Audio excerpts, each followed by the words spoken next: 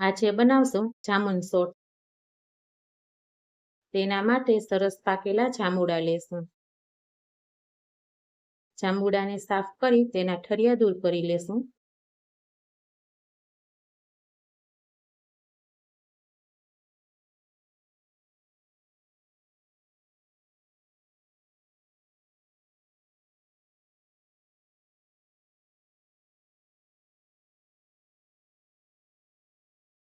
ત્યાર પછી મિક્સર જારમાં જાંબુડા, 2 ચમચી ખાંડ, અડધી ચમચી મીઠું, અડધું ફાડું લીંબુનો રસ અને 1 વાટકો ક્રશ કરેલો બરફ એડ કરી તેને સારી રીતે પીસી લેશું.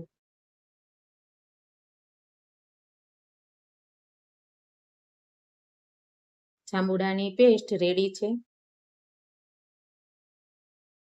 તેને સર્વ કરવા માટે કાચના નાના ગ્લાસ લેશું.